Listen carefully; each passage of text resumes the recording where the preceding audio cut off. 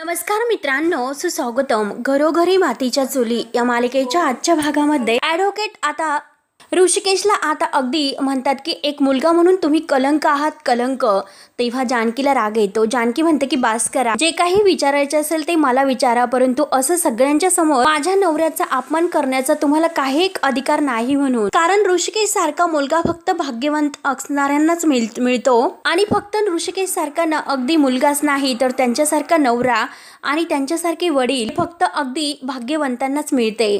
तेव्हा आता ऐश्वर्या जानकीकडे रागाने पाहत असते आणि जानकी आता जज साहेबांसमोर अगदी हात जोडते की जज साहेब, मी विनंती करते, हे बघा, माझ्यामुळे अगदी त्यांना कोणताही त्रास नकोय, प्लीज हे सगळं काही थांबवा. त्यानंतर जानकी डोळ्यातील पाणी पुसते आणि जज साहेबांना म्हणते की हे बघा जज साहेब, माझ्याबद्दल जे काही बोललं जातं, कारण आमच्या घरच्यांचा तसं माझ्याविषयी मत होऊन गैरसमज झालेला आहे. कारण काही जण माझ्यावर रागावले आणि काही जण माझ्यावर नाराज आहे, त्याचं वाईट मला नाही वाटत. आणि हे बघा, मी सगळ्यांचं मन जिंकून घेईल आणि त्यांची नाराजगी दूर करेल, परंतु माझं मन व्याकुळ होते ते फक्त आणि फक्त माझ्या आईसाठी. कारण इतकी वर्ष आई माझ्या सोबत नव्हती, इतक्या वर्षातून आई मला भेटली, परंतु तिचा सहवास मला मिळाला नाही. आई भेटल्यावर मी तिच्या मांडीवर डोकं ठेवून अगदी झोपले होते. तिने तर माझ्यासाठी अंगाई सुद्धा गायली होती आणि सकाळी उठून जेव्हा मी बघितलं तर तेव्हा तेथून आई गायब होती. जानकी आता मंदिरात घडलेला सर्व प्रसंग आता सर्वांच्या समोर कोर्टात सांगत असते.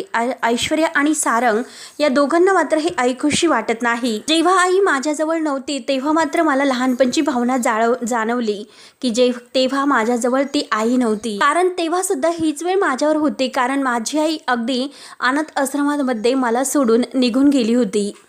त्यावेळेस मात्र माझ्या त्या बालमनावर जे काही व्रण झाले होते ते व्रण अजून सुद्धा तसेच आहे.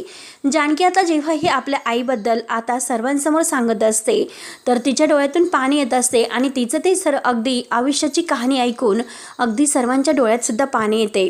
फक्त सारंग आणि ऐश्वर्या मात्र अगदी रागाने जानकीकडे बघत असतात. जेव्हा मला आई भेटली तेव्हा मात्र त्या जखमावर अगदी फुंकर घातल्यासारखं वाटलं. जेव्हा मला आई भेटली आणि तेव्हा जो मंदिरात अगदी लताबाईने तिला घट्ट अशी मिठी मारली आणि जानकीला तिच्या आईची ओळख झाली, तो क्षण आता जानकीच्या डोळ्यासमोर येतो. त्यावेळेस मात्र मला असे वाटले की जेव्हा नापास झालेला मुलगा पास होतो, अगदी तसंच बेघर झालेला माणूस त्याला घर मिळतं, निपुत्रिक बाईला बाळ होतो, तेव्हा जसं वाटत असेल अगदी तसंच वाटलं जेव्हा माझ्यावरचा तो अनाथ हा शिक्का मला आई भेटल्यानंतर पुसला गेला. मी अनाथ नाही, माझी आई मला भेटलेली आहे, परंतु फक्त आणि फक्त रात्रीच म्हणजे पुरतीच मला माझी आई भेटली. अवंतिका आणि सौमित्राचे डोळे सुद्धा आता जानकी बहिणीचे हे दुःख ऐकून भरून येतात. मॅडम आहे तर त्यांना सुद्धा आता जानकीचं अगदी कौतुक वाटतं, कारण त्या सुद्धा अगदी जानकीची ही कहाणी ऐकून हळव्या होतात.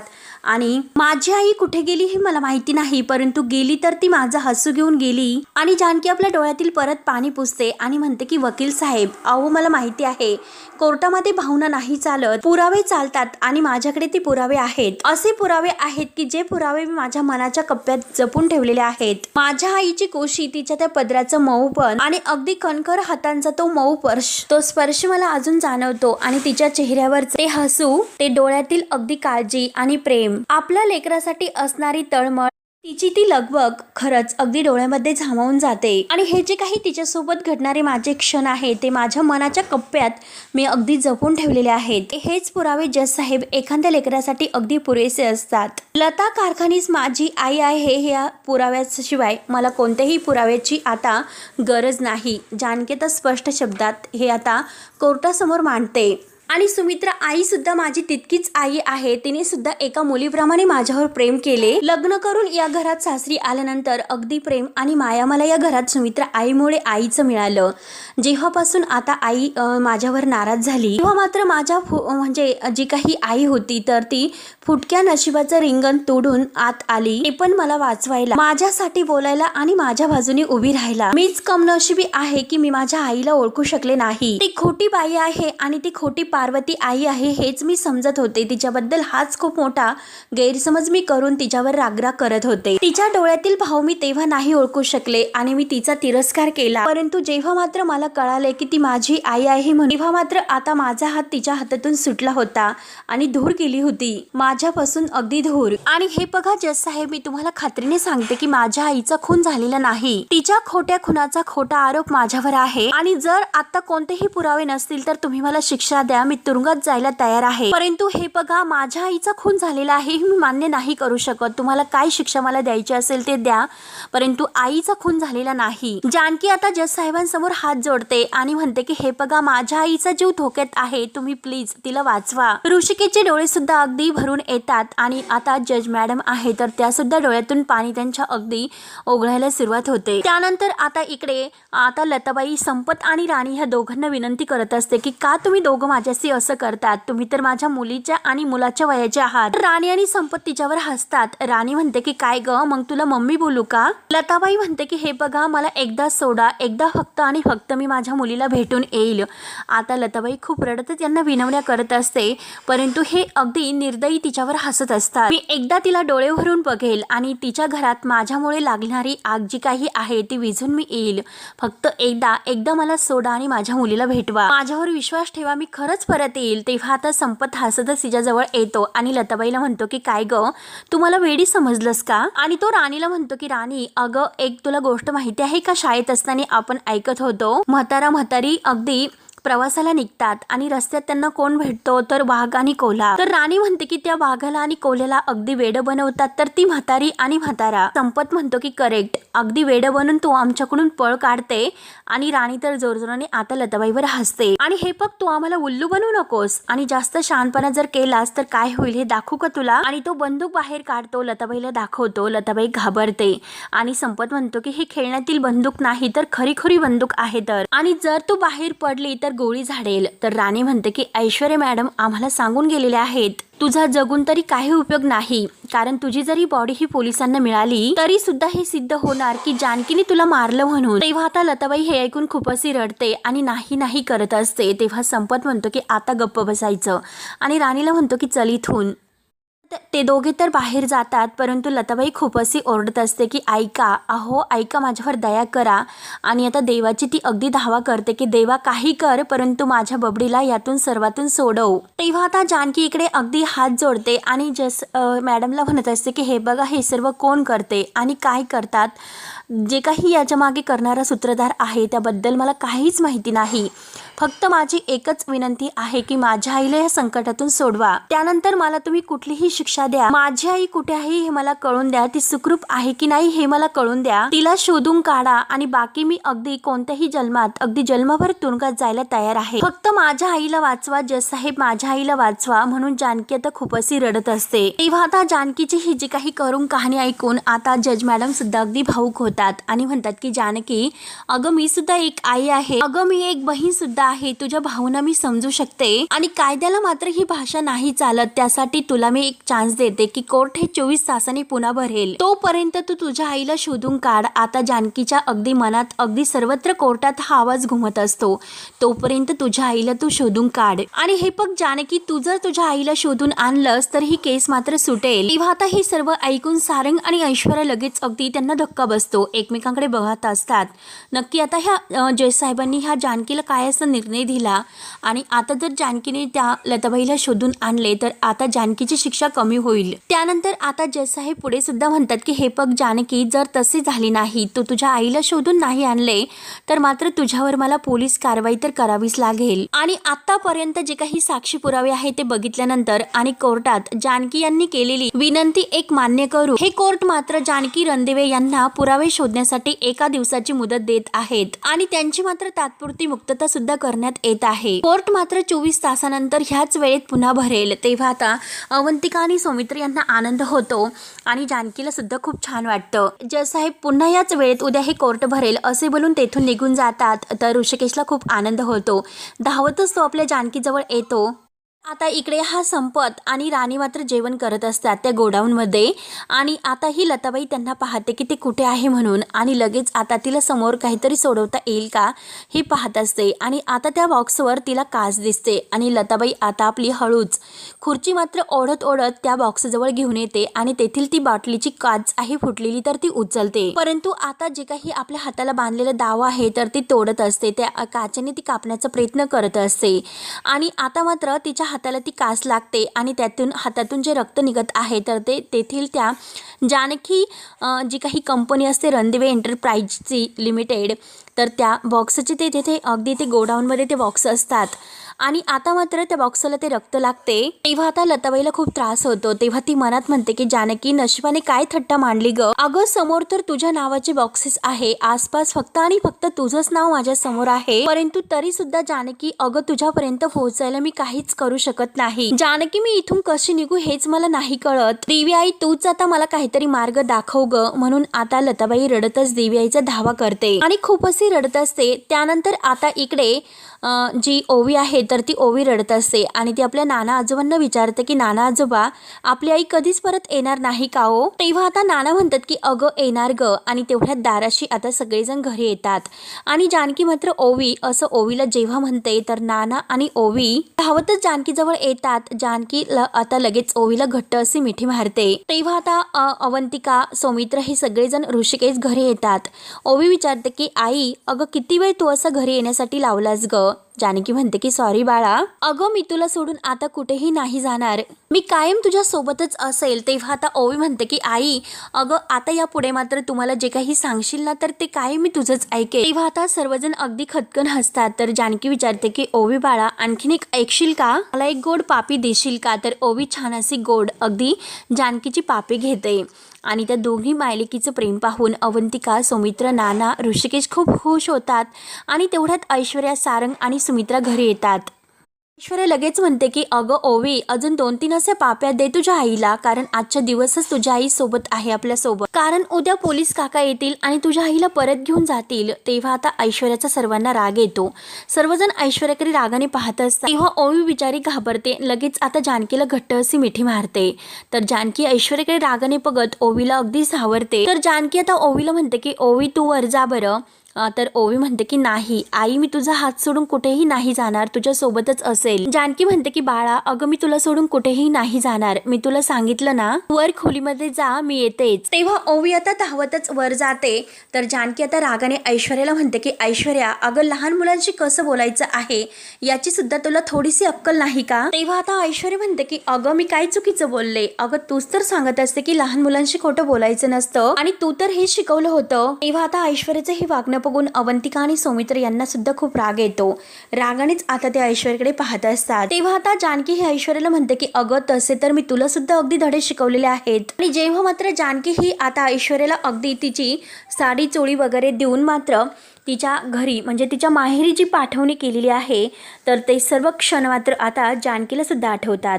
जानकी म्हणते की अगं ऐश्वर्या राहिले का तुझ्या लक्षामध्ये मी तुला काय धडे शिकवले होते। आणि सुमित्राकडे आता जानकी पाहते आणि ऐश्वर्याला म्हणते की अगं तू तर माझ्या आईला माझ्या विरुद्ध भडकवलेत, माझ्या खऱ्या आईला माझ्यापासून दूर केलं, अगं तू तर अजून किती असे अगदी नीच वागून खालच्या पातळीला जाणार आहेस। अगं तुला तर शिशुपालाची गोष्ट आठवत असेल, तुला मागे सांगितली होती आणि हे जे काही तू पाप करत आलीस ना तर ते पाप मात्र आता काठापर्यंत भरत आलं। हे बघ आत्ताच तू हे सर्व थांबव, जे काही पाप करते तर स्वतःला बदलव आणि अगदी पुण्य करण्याच्या मागे लाग, नाहीतर तू अगदी स्वतःला संपवल्याशिवाय राहणार नाही। शेवटी तुझ्या आयुष्याची बर्बादी असेल आणि तेव्हा तुला विचारणारं कोणी नसेल। त्यामुळे मी तुला जे काही सांगते ते आत्ताच ऐकून घे। आत्तापर्यंत खूप काही कारस्थान करत आलीस परंतु अजूनसुद्धा वेळ गेलेली नाही, शेवट आहे। आता फक्त एकदा जे काही मी तुला सांगते ते ऐकायचं असेल ऐक, नाहीतर अगदी आयुष्य संपल्याशिवाय राहणार नाही आणि शेवटी तुझ्या वाटेला येईन ते फक्त आणि फक्त प्रायचित्त, हे लक्षात ठेव जानकीचे बोलले। तेव्हा आता ऐश्वर्या लगेच पहिल्यासारखा ढोंगारा करण्याचा प्रयत्न करते आणि म्हणते की घ्या झालं ह्या जानकीचं पुन्हा सुरू। आणि सुमित्राला म्हणते की आई अहो तुम्हीच सांगा आता मी काय केलं बरं, काय असं वाईट आणि चुकीचं बोलले होते म्हणून जानकी मला तर लगेच अगदी प्रत्येक गोष्टीला दोषी मानते। आता ऐश्वर्या लगेच सुमित्रासमोर नाटक करायला सुरुवात करते, सांगा आई मी काही तुमच्यामध्ये आणि त्या जानकीमध्ये फूट पाडण्याचा प्रयत्न करते का बरं, आणि तिची ती आई लताबाई, आणि बापरे खरंच ह्या लताबाईची किती नाव आहे बरं, आणि त्यांना सुद्धा मी गायब केल्याचा आरोप ही जानकी माझ्यावर करते। तर आई तुम्ही सांगा बरं या सगळ्याचा माझ्याशी काय संबंध आहे, आणि जानकी प्रत्येक गोष्टीचा दोष आरोप माझ्यावर करत असते, मला तर हे सुद्धा माहिती नाही की आई अहो हिची ती आई लताबाई कुठे आहे म्हणून। तेव्हा आता जानकी सुमित्राला सांगण्याचा प्रयत्न करते की आई हे बघा तुम्ही अजिबात हिच्यावर विश्वास ठेवण्याचा प्रयत्न करू नका, खरं तर या सगळ्या मागे ही ऐश्वर्याच आहे, तिनेच माझ्या आईला गायब केले। तर तेव्हा लगेच सारंग म्हणतो की कशावरून, आणि वहिनी अगं तुझ्याकडे काही पुरावा आहे की या सर्व गोष्टीचा? नाही ना पुरावा तुझ्याकडे? मग तू सुद्धा माझ्या बायकोवर असे भलते सलते आरोप करू नकोस. आता हा शेपटाला शेपूट अगदी ऐश्वर्याचा पदराला पदर धरून असणारा सारंग लगेच आपल्या बायकोची बाजू घेतो आणि जानकीला बोलत असतो, तुला तर खरंच कायम वाईटच सवय लागलेली आहे की काही जरी झाली तरी सुद्धा तू माझ्या बायकोवरच आरोप करत असते. तेव्हा सौमित्र पुढे येतो आणि रागाने सारंगला म्हणतो की सारंग, अरे तू गप्प बस, उगाच यामध्ये पडू नकोस. तेव्हा सारंग तर लगेच पुढे येतो आणि सौमित्रला म्हणतो की मी का गप्प बसायचं? हे कोर्ट आहे का म्हणून मी तुझं ऐकायचं? आणि एक गोष्ट लक्षात ठेवायची की या घरामध्ये माझा सुद्धा हिस्सा आहे, त्यामुळे या घरातील गोष्टीमध्ये मी सुद्धा बोलणार. तेव्हा सौमित्र म्हणतो की अरे घरातील गोष्टीसाठी फक्त तुझ्यामध्ये तुझी बायको येते, त्यामुळे तू कायम तिची वकिलीच करत बस. तर सारंग मध्ये लगेच म्हणतो की हो हो करतोय मी. तू नाही का जानकी बहिणीचं वकीलपत्र घेतलंस? मग तसं मी सुद्धा माझ्या बायकोचं वकीलपत्र घेतलं. मग तूच सांग की तुझं काय म्हणणं आहे बरं? ऋषिकेश हे सर्व ऐकतो आणि ऋषिकेश सारंगला म्हणतो की बास्कर सारंग, अरे तुझ्या बरोबर तर काही बोलणंही योग्यच नाही, कारण मी कितीही तुझा मोठा भाऊ असलो. आणि एक गोष्ट लक्षात ठेव की कारण तू जर चुकीच्या वाटेवर जर जात असेल तर तुला योग्य वाटेवर आणणं हा माझं कर्तव्य आहे, धर्म आहे तो माझा. एक गोष्ट लक्षात ठेव, तुझी ही बायको ती कितीही चुकीची जरी असली ना तरी मात्र तू एक गोष्ट लक्षात ठेव की तू तुझ्या भावांच्या आणि बहिणीच्या विरोधात बोलतो. आणि एक गोष्ट लक्षात ठेव की तिने कायम हे घर मोडण्याचाच प्रयत्न केला. बघ माझ्या बायकोच्या बाजूने जरीही आपल्या घरातील कोणीही आज उभं राहण्याचा प्रयत्न नाही केला, तिची बाजू कोणीही जरी नाही घेतली ना तरी मला काही फरक नाही पडत, कारण माझ्या बायकोचा खरेपणा मला माहिती आहे. तिने कायम हे घर सावरलं आणि त्या ऐश्वर्याने मात्र हे घर विस्कटलं. जानकीने माणसं जोडली आणि ऐश्वर्याने मात्र फक्त आणि फक्त माणसं तोडली, नाती तोडली. आणि हे बघ, अरे तुझ्या बायकोने जे काही इतकं उद्ध्वस्त करण्याचा प्रयत्न केला, माणसं तोडण्याचा प्रयत्न केला, पण तरी सुद्धा जानकीने अजूनपर्यंत संयम सोडलेला नाही. तिने कायम सगळ्यांना सांभाळून घेतलं. अगदी चिखलापुढे तिने कायम अगदी फुलच निवडलं आणि कायम ती अगदी सांभाळूनच वागत आली. त्यामुळे सारंग मी तुला सुद्धा सांगतो, अरे तू सुद्धा ऐश्वर्या नावाचा काटा अगदी म्हणजे धरून बसू नकोस. त्यामुळे जरा काही चांगलं निवड, जे खरं आहे जे योग्य आहे त्याचा निवड कर. तेव्हा लगेच आता हे सर्व ऐकून ऐश्वर्या रडण्याचं नाटक करते आणि म्हणते की अच्छा, आणि काय आई मी खोटी आहे का असं आता ऋषिकेश भाऊजी म्हणतात. आणि काय मी या घरातील काटा आहे? आता मोठमोठ्याने रडण्याचं नाटक करते. सारंगचा तसा जीव अगदी खालीवर होत असतो, तो नाही करत असतो. आणि ऐश्वर्या म्हणते की नाही, सगळ्यांनी मलाच बोला, सगळ्यांनी मलाच बोला. एक काम करा, तुम्ही सगळ्यांनी माझ्या विरोधात एक टीम करा आणि काय तुम्हाला वाटेल आरोप करायचे असेल तर ते सगळे माझ्यावर करा. काय दोष मला लावायचे असतील ते लावा, ते सगळे आरोप तुम्ही माझ्यावर करा. आणि काय तुम्हाला काय वाटतं की मी ह्या जानकीच्या आईला गायब केलं तर? आणि हो, मीच गायब केलं हिच्या आईला, असे ऐश्वर्या आता ओरडू सांगत असते. तर इकडे आता लताबाई आपलं जे काही हात वगैरे बांधलेले आहे तर ते अगदी सोडते आणि तेथून आता अगदी पळून जायला निघलेली असते. आणि तोच तिच्या समोरून मात्र संपत येतो.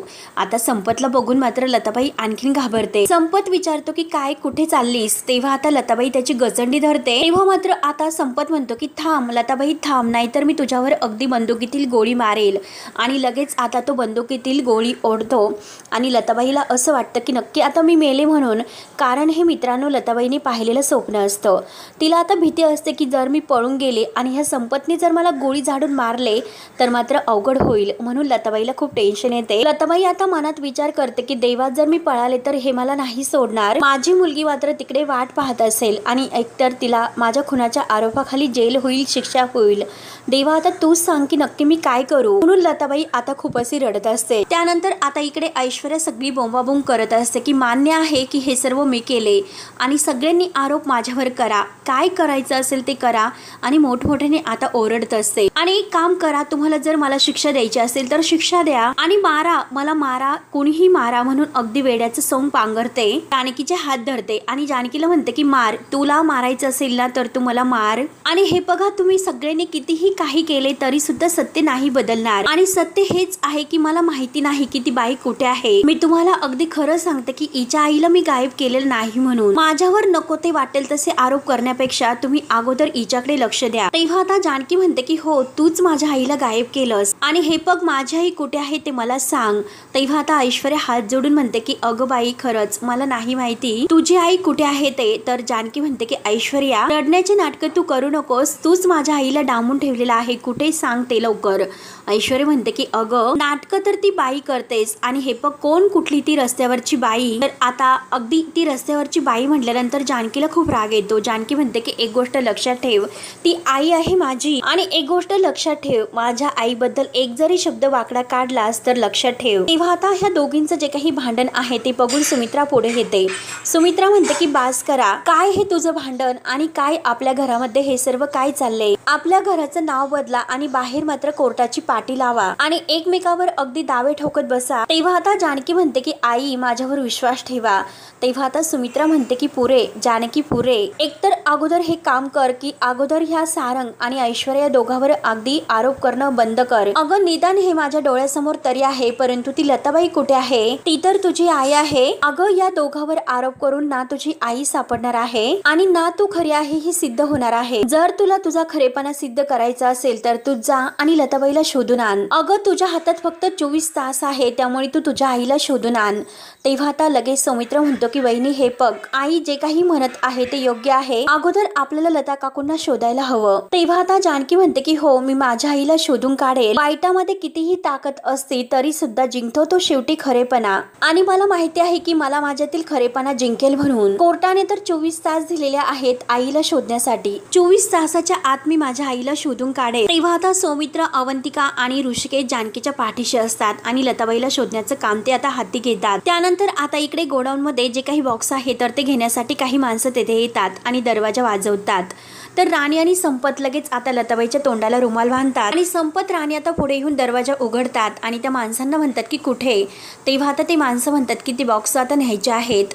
तेव्हा आता हे दोघं म्हणतात की कुठे. जानकी एंटरप्राइजची बॉक्स आहे ना, तर डिलिव्हरी द्यायची आहे, त्यासाठी ते बॉक्स लागतील. तेव्हा आता राणी आणि संपत विचारतो की ते बॉक्स कुठे जाणार आहेत. तर लगेच आता ते माणसं म्हणत असतात की रणदिव्यांच्या घरी ते बॉक्स जाणार आहेत. तेव्हा मात्र आता लताबाई हे सर्व ऐकते. लताबाई म्हणते की माझ्या जानकीच्या घरी हे सर्व जाणार का, मी एक काम करू की ह्या बॉक्स मध्ये लपून बसू का, आणि नको, जर मी त्या संपतला इथे दिसले नाही तर तो बॉक्स तपासून बघेल, त्यामुळे नको, असं करायला नकोय. नक्की मी आता काय करू याचा ती विचार करत असते आणि तिचे लक्ष आता आपल्या हातातील बांगडीकडे जाते. तेव्हा ती बांगडी फोडून ती काच आहे तर ती बॉक्स मध्ये घालत असते, जेणेकरून जानकीला कळेल की लताबाई येथे गोडाऊन मध्ये आहे म्हणून. त्यासाठी हे सर्व नाटक ती आता करते. तेव्हा आता संपत हा त्या माणसांना म्हणत असतो की तुम्ही येथेच थांबा, मी तुम्हाला बॉक्स आणून देतो. तेव्हा आता लताबाई तेथे लगेच अगदी झोपण्याचं नाटक करते, डोळे झाकून घेते आणि संपत राणी आता तिच्या जवळचे ते बॉक्स आता तेथून घेऊन जातात आणि ती बांगडीची कास आहे तोच बॉक्स आता घेऊन गेलेला असतो. तेव्हा आता ते दोघे बाहेर गेल्यानंतर लताबाई डोकावून पाहते आणि लताबाईच्या आता लक्षात येते की नक्की तोच बॉक्स गेलेला आहे म्हणून. आणि लताबाई आता जानकीला म्हणजे हा सर्व इशारा करण्यासाठी देवाला हात जोडते की देवा, सर्व काही हा इशारा जानकीला कळून दे आणि माझ्यापर्यंत माझ्या जानकीला पोहोचून दे. तर इकडे आता जानकी ही लताबाईला शोधायला निघालेली असते आणि हा भाग येथे संपतो. पुढील भागामध्ये जानकी आता देवाच्या देवघरात असते. देवाला हात जोडते की कुठे असेल माझी आई, काहीतरी असा मार्ग निघून दे आणि देवा आईपर्यंत मला पोहोचून दे. तेवढ्या देवाचा चमत्कारच होतो आणि दरवाजाची बेल वाजते. आता ते बॉक्स घेऊन तेथे ते माणसं आलेले असतात आणि जानकीला ते चेक करायला सांगतात. तेवढ्या जानकीला ती आता बांगडीची काच दिसते आणि ती काच बघून आता जानकी म्हणते की ही तर आईच्या हातातील बांगडीची काच आहे, म्हणजे आई गोडाऊन मध्ये आहे. तर जानकी लगेच आईला गोडाऊन मध्ये शोधायला येते की आई तू कुठे आहेस, आई तू कुठे आहे. जानकी आता लताबाईला पाहते. लताबाईला बघून तिला खूप आनंद होतो आणि अगदी डोळे भरून आता जानकीला ती पाहत असते. दोघी मायलेकींची आता भेट होते. 24 तासाच्या आत जानकीला आता लताबाईचा पत्ता सापडतो. जानकी धावतच आता लताबाईकडे येते आणि घट्ट अशी मिठी तिला मारते. तेव्हा मित्रांनो, पुढे काय होईल हे पाहण्यासाठी आपल्या चॅनलला नक्की सबस्क्राईब करत राहा. धन्यवाद.